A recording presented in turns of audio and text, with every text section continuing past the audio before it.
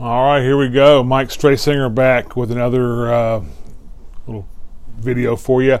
SportsNashville.net. Been away for a while with Christmas and the holidays and everything, and it's pretty much basketball season now. We got one more game tonight with Georgia and Alabama for the SEC or the national championship, and I hope that goes your way. What I want to do in this segment is we're going to recap the college basketball games of the past week.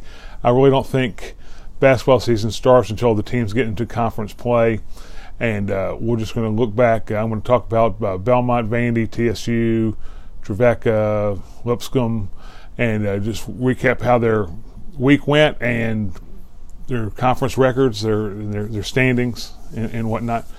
So let's get to that. All right, Belmont last week, the men were winners 80-67 over Tennessee Tech, and they lost to Jacksonville State 64-60. They're 11-6 overall now, 3-1 in the conference. The women continue to roll. This Belmont women's team might be the best team in the state. I'm sure Tennessee, the UT Lady Vols, will give them a good game. They have a lot of size inside. But Belmont women have won now 29 straight conference games, and I believe that's the second best streak like that in the nation. 29 straight conference games, and that includes 2 OVC championships as well. 29 straight. They were winners last week, 78-59 over Tennessee Tech and 71-55 over Jacksonville State. 14-3 overall, 4-0 in the conference now. Tough team. Belmont's a very good team.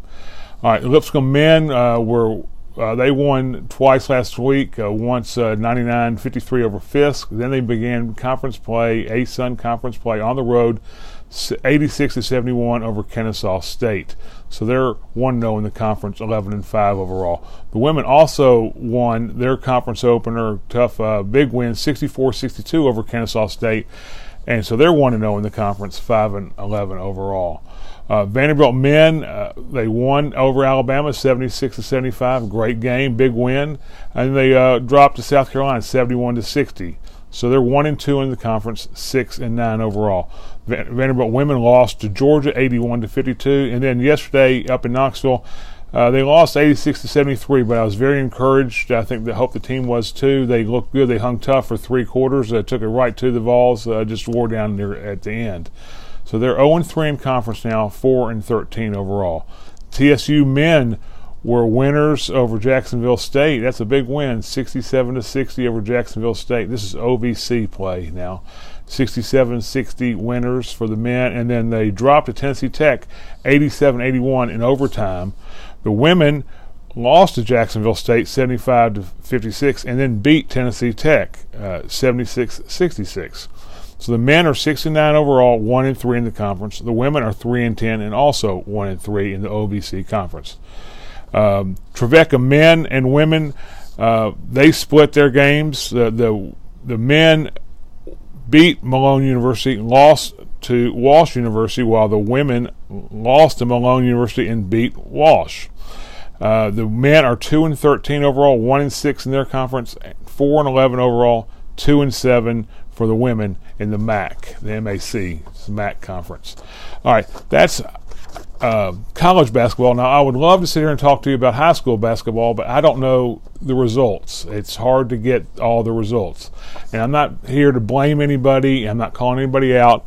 I just think the coaches in particular needed to get it together and find one spot, one resource, one area, one outlet to send their scores to. Now, back in the day, the coaches would call or fax or report the scores to the Tennessee, and the Tennessee would put them in the paper. Then everybody knew the scores and the standings and occasionally statistics. Nowadays, there's just so many choices and different options for the coaches, and I get that. That's fine.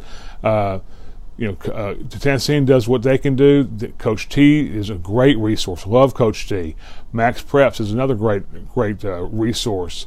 But they are getting bits and pieces, and somebody has some scores, somebody has some others, and the coaches need to get together and agree on one outlet, one place where they're all going to call in the scores, and that place can publish them, and then we all, the media and the public, can have access to scores and standings and statistics. Sounds like a pretty simple idea to me, but I know it's hard to get it done. But before you can fix a problem, you got to know there's a problem. And in my opinion, there is a problem with the way the scores and standings are reported in this city. So we need to get in agreement with it. And again, I'm not blaming anybody. I know everybody's doing the best they can.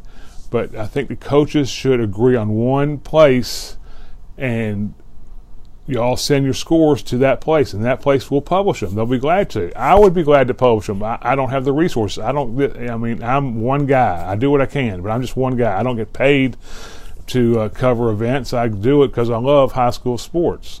So anyways, that's all I'm going to say about that, but I would love to sit here and talk to you and give you high school scores, because there's some really good talent, a lot of talent in this city, and I'd love to tell you all about it. Real briefly, there was a big wrestling match over at Father Ryan over the weekend, the Johnny Drennan Class of 85 Memorial Tournament. It's the 49th annual. This is a huge deal.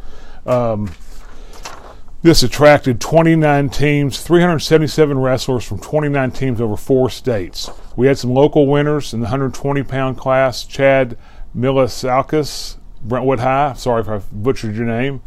Bryce Whitman, MBA, won at 145. Then a couple of kids from Mount Juliet, Stephen Weist and Dylan Quinn, won at 152 and 160.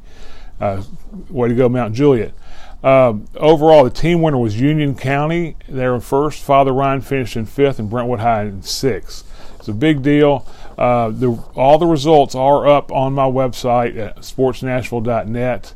I got those from Track Wrestling, it's called. That's a great resource. What a concept. All the coaches use one resource. They send it in to Track Wrestling, and everybody can keep up with it.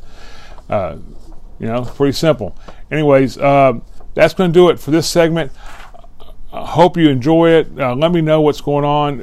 Everybody that sees me out in the public shooting a game or something, please say hello to me. I love seeing it. I love saying hi, and I love interacting with the kids. So anyways, get out and support your local teams, high schools or colleges. Thanks so much.